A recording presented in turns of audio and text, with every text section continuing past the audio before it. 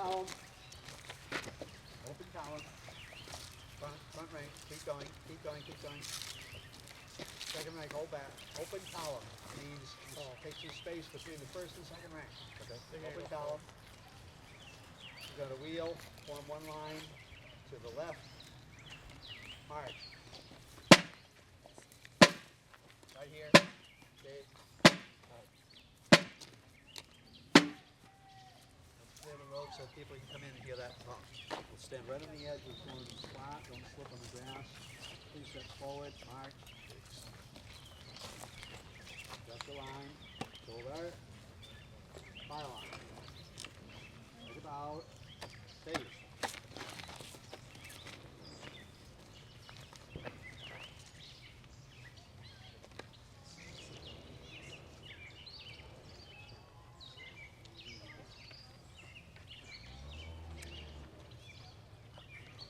Drummer. Frost first.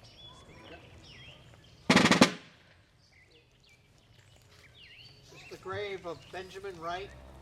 Benjamin was born in 1748. He was married to Miriam. This is my lovely wife, Miriam. He died at age 76. He served in the Revolutionary War under Captain Peter Pitts, Colonel Timothy Walker's regiment. He received for his bounty coat for its equivalent in money. And on November 5th, 1775, he was 27 years old. Thank you to Benjamin Wright. We're going to have Abigail read the letter. This is a letter that John Adams wrote to Abigail, that the day is past, the second day of July, 1776, will be the most memorable epocha in the history of America. I am apt to believe that it will be celebrated by succeeding generations as the great anniversary festival. It ought to be commemorated as the day of deliverance by solemn acts of devotion to God Almighty. It ought to be solemnized with pomp and parade, with shoes, games, sports, guns, bells, bonfires, and illuminations from one end of this continent to the other, from this time forward forevermore. You will think me transported with enthusiasm, but I am not. I am well aware of the toil and blood and treasure that it will cost us to maintain this declaration and support and defend these states. Yet through all the gloom, I can see the rays of ravishing light and glory.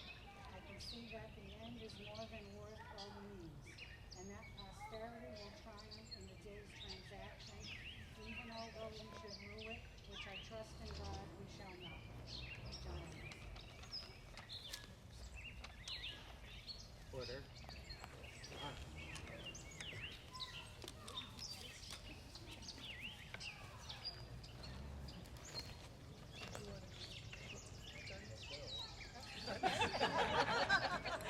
Okay then. Okay. If you'd like, I think they can.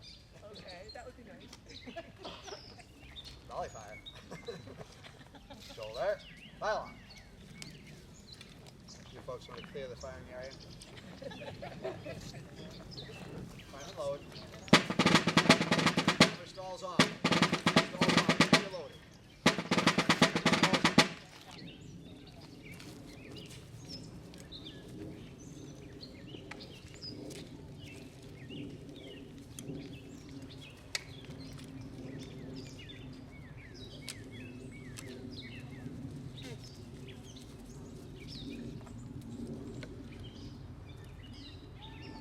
Make ready.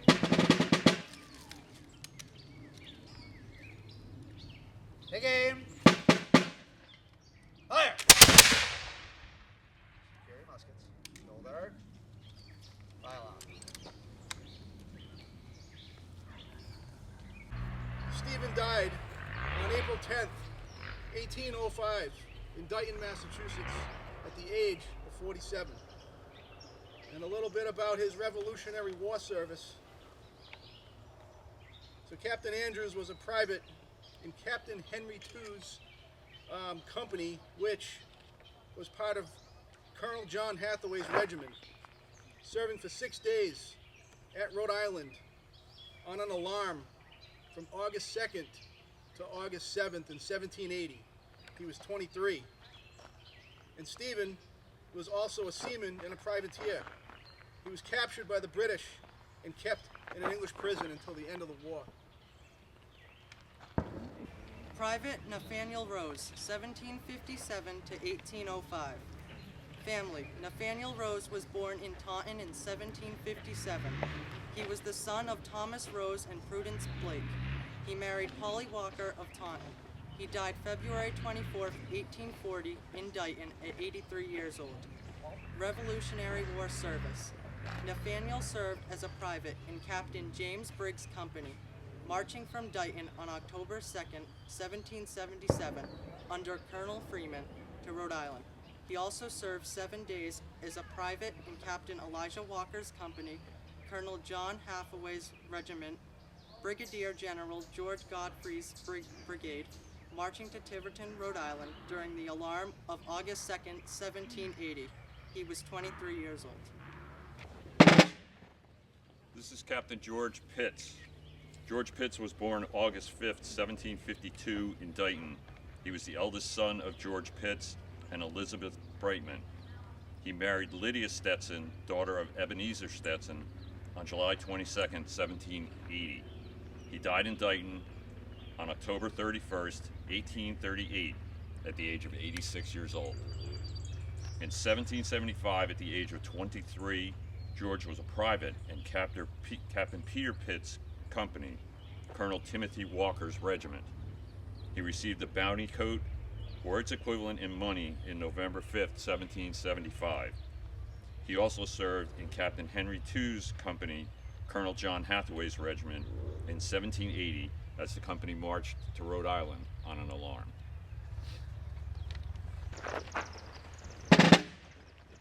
My name is Benjamin Luther. I was born April 7th, 1751 in Dighton to Benjamin Luther and Wealthy Wyatt. I married Rebecca Trafton in 1774. At the age of 25, I was a private in Captain Ephraim Hathaway's company, Colonel Pope's regiment. On December 8th, 1776, I marched on alarm to Rhode Island. I served again in 1780 as a private in Captain Henry Brighton's company, Colonel John Hathaway's regiment, on another alarm to Rhode Island, and you will meet Colonel John Hathaway later on in your walk. Finally, in 1780, I served in Captain Caleb Richardson's company, Colonel Abiel Mitchell's regiment, which was raised to reinforce the Continental Army. I was discharged on October 31st, 1780 at the age of 29, and I died November 8th, 1834 in Dighton at 83 years old.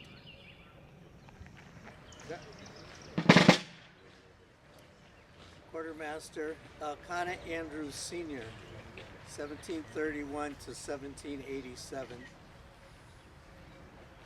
His family, Elkanah was born March 4th, 1731 or 32, to Samuel Andrews and his second wife, Mary Pitts. He married Alice Beale. He was the father of David and Elkanah Andrews Jr., who both served in the war. Elkanah died June 9th, 1787, at the age of 56. His Revolutionary War service, he was a quartermaster in Colonel John Hathaway's regiment. He served 8 days at Rhode Island on the alarm of August 1780. He was 49.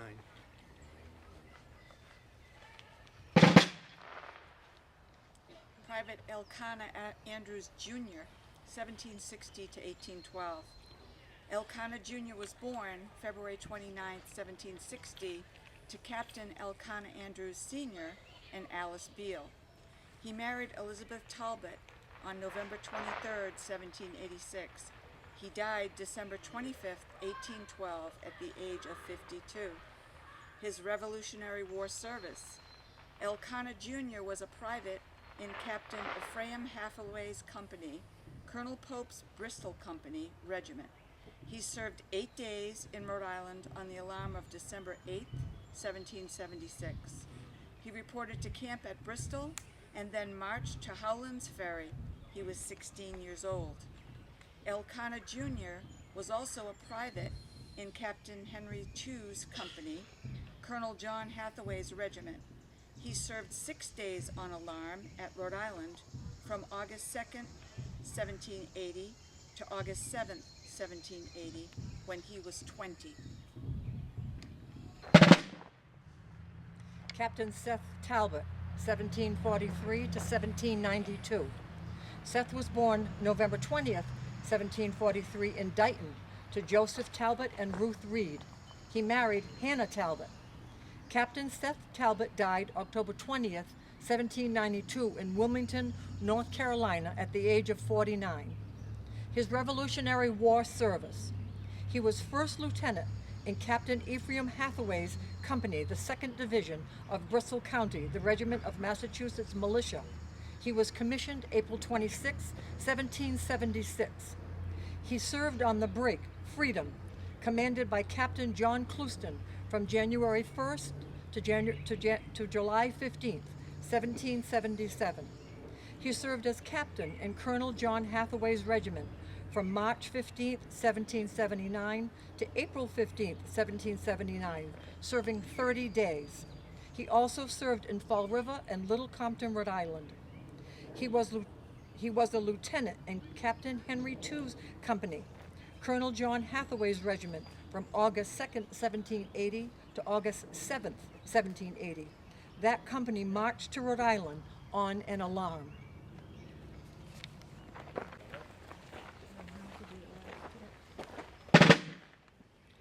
Private John Walker Hathaway was born on November 28, 1757, in Dighton to Ephraim Hathaway and Hannah Shaw. He married Lavinia Trafton, daughter of Joseph Trafton, Jr., and Zipporah Talbot. He died April 7, 1830, in Dighton at 73 years old. John enlisted on May 2, 1775, and served in Captain Peter Pitt's company and Colonel Timothy Walker's regiment when he was 18 years old. He received a bounty coat, or its equivalent in money, on November 5, 1775. He marched on the alarm of Rhode Island of December 8, 1776. In 1777, he marched as a drummer to Tiverton, Rhode Island.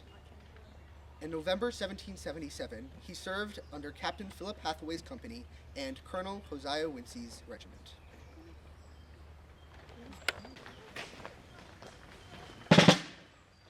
Private Ephraim Hathaway Jr., born December 12, 1752. He was the son of Captain Ephraim Hathaway Sr. and Hannah Talbot. He married his first wife, Elizabeth Simmons of Swansea, in May 1776, and his second wife, Hannah Andrews. Ephraim Jr. died on December 14, 1809, at 57 years old. His Revolutionary War service included being a private in Captain Ephraim Hathaway's company, Colonel Pope's Bristol County Regiment. On December 8, 1776, he marched on the alarm to Rhode Island. He reported to camp at Bristol and then marched to Howland's Ferry. He was 24 years old at the time.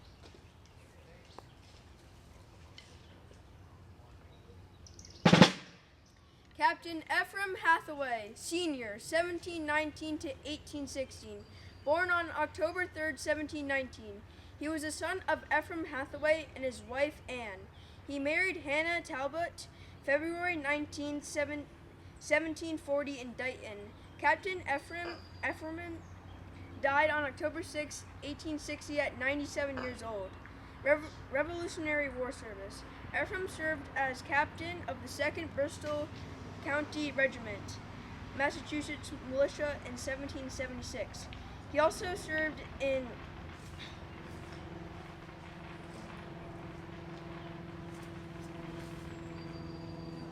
Colonel Pope's Bristol Company Regiment in 1776 for the alarm at Rhode Island. Finally, in Colonel Thomas Carpenter's Regiment in 1777 at Rhode Island. He was 57.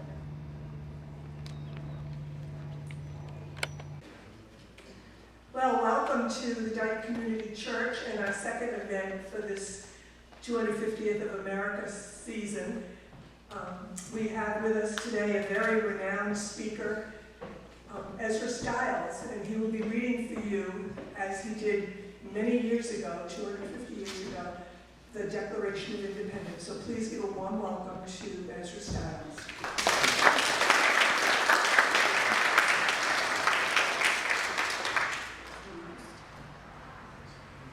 Yeah. I was going to say also known as Charlie Ball. Oh, so nice to see so many members of my flock here, so many guests. I'd like to preface the reading with, and also conclude with a quote from Mr. Stiles, Reverend Dr. Stiles' diary. Quote, Mr. Channing returned from Newport and brought to Congress's Declaration of Independence, dated at Philadelphia, the 4th day of July instant. I shall commence to read the document forthwith. In Congress, July 4th, 1776, the unanimous declaration of the 13 United States of America. When in the course of human events, it becomes necessary for one people to dissolve the political bands which have connected them with another, and to assume among the powers of the earth the separate and equal station to which the laws of nature and of nature's God entitle them. A decent respect to the opinions of mankind requires that they should declare the causes which impel them to the separation. We hold these truths to be self-evident, that all men are created equal, and that they are endowed by their Creator with certain unalienable rights, that among these are life, liberty, and the pursuit of happiness. That to secure these rights, governments are instituted among men, deriving their just powers from the consent of the governed.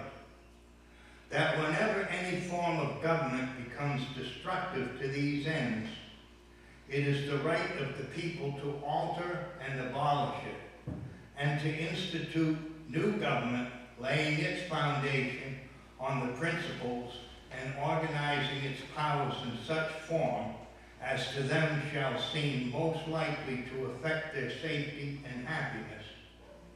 Prudence indeed will dictate that governments long established should not be changed for light and transient causes.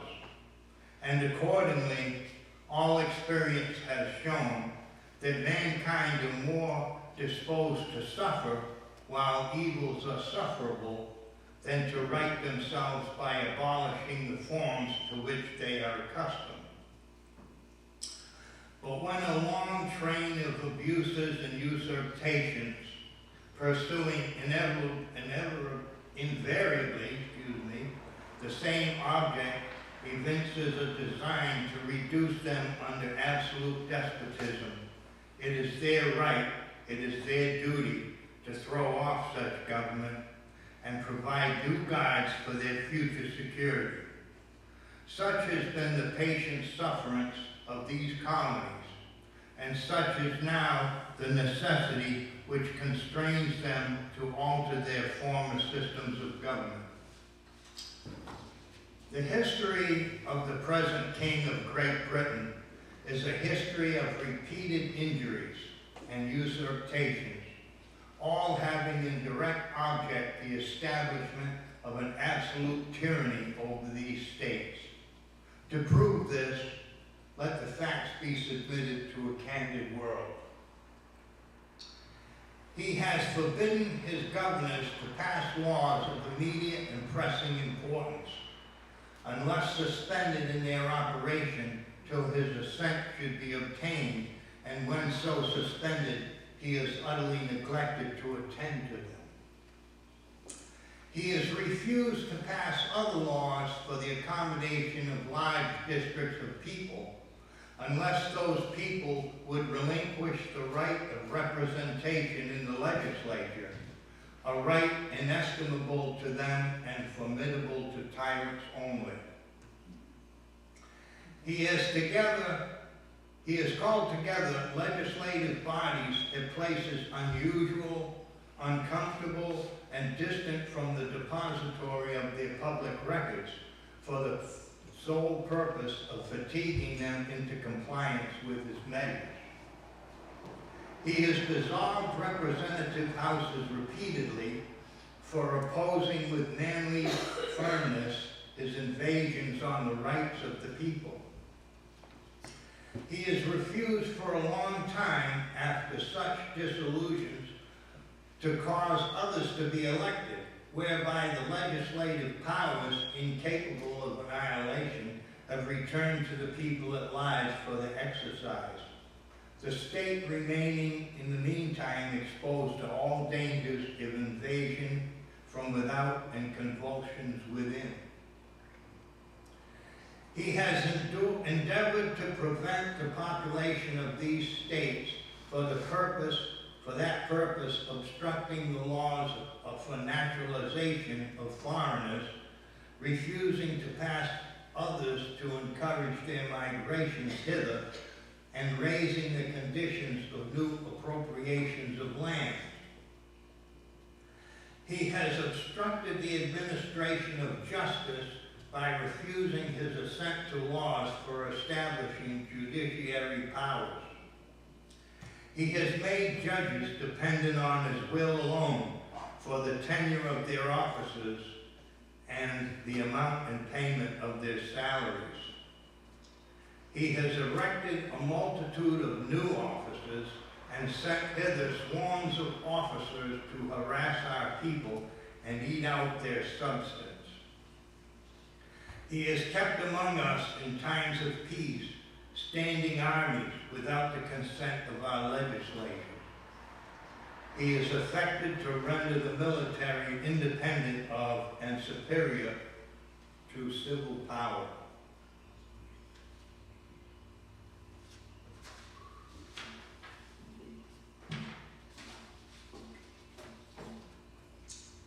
He has combined with others to subject us to a jurisdiction foreign to our Constitution and unacknowledged by our laws, giving his assent to their acts of pretended legislation.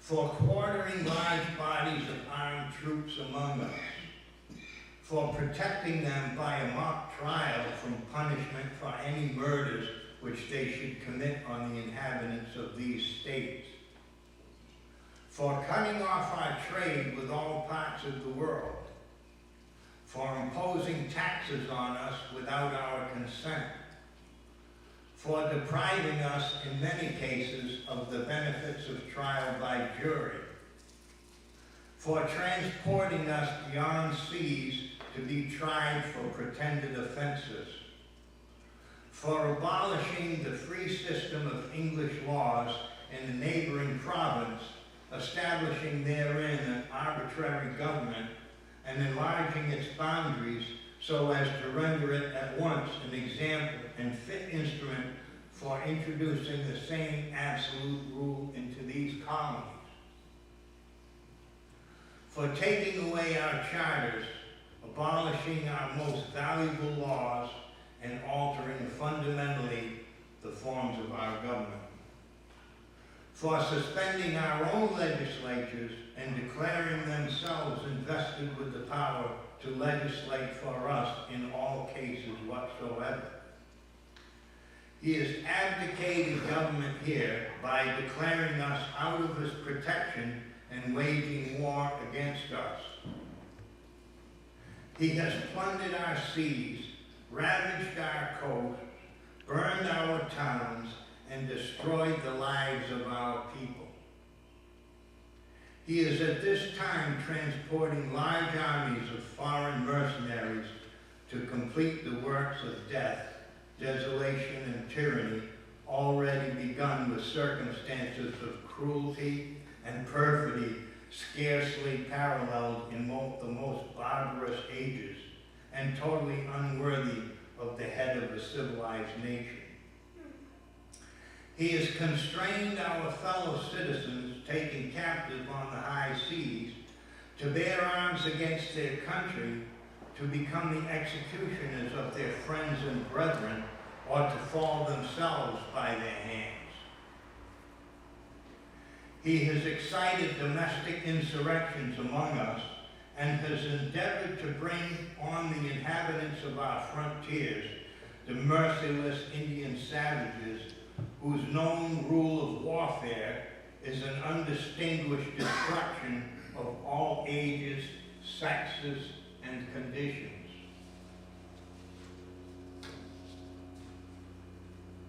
In every stage of these oppressions, we have petitioned for redress, and in most humble terms, our repeated petitions have been answered only by repeated injury. A prince whose character is thus marked by every act which may define a tyrant is unfit to be the ruler of a free people. Now, nor have we been wanting in attentions to our British brethren. We have warned them from time to time of attempts by their legislature to extend an unwarrantable jurisdiction over us. We have reminded them of the circumstances of our emigration and settlement here. We have appealed to their native justice and magnanimity, and we have conjured them by the ties of our common kindred to disavow these usurpations, which would inevitably interrupt our connections and correspondence. They too have been deaf to the voice of justice and consanguinity. We must therefore acquiesce in the necessity which denounces our separation and hold them as we hold the rest of mankind, enemies in war, in peace friends. We therefore, the representatives of the United States of America, in General Congress assembled, appealing to the Supreme Judge of the world for the rectitude of our intentions, do, in the name and by the authority of the good people of these colonies, solemnly publish and declare that these united colonies and of right ought to be free and independent states, and that they are absolved from all allegiance to the British Crown, and that all political connection between them and the state of Great Britain is and ought to be totally dissolved, and that as free and independent states, they have the power to levy war, conclude peace, contract alliances, establish commerce, and to do all other acts and things which independent states may of right do.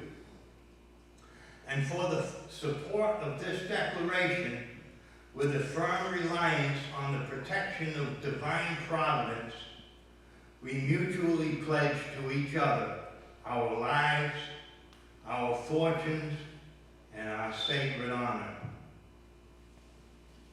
That concludes the reading. To quote Reverend Dr. Stiles' diary, the entry right after that, this quote, "This I read at noon, and for the first time realized independency. Thus the Congress have tied a Gordian knot, which the Parliament will find they can neither cut nor untie. The 13 united colonies now rise into an independent republic among the kingdoms, states, and empires on earth. May the supreme and omnipotent Lord of the monarchical republic of the immense universe shower down his blessings upon it and ever keep it under his holy protection. And have I lived to see such an important and astonishing revolution." Thank you very much.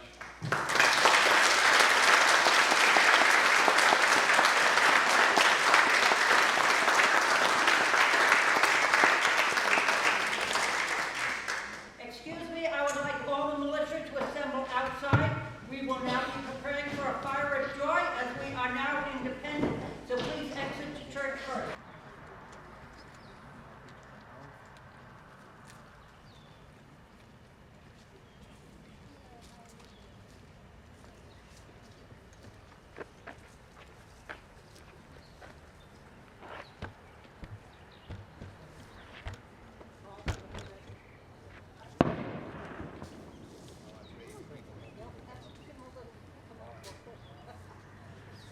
Commence the feu de joie or fire of joy.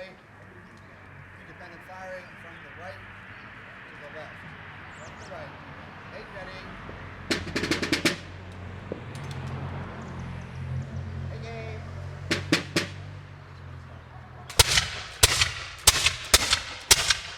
Prime and low. Hammer solo.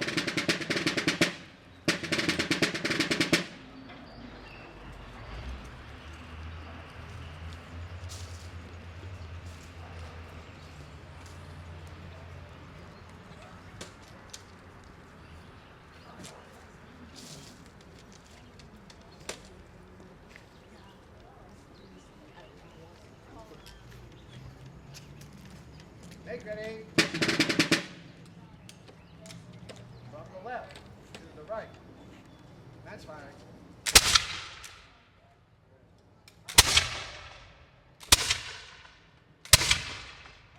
Prime and low.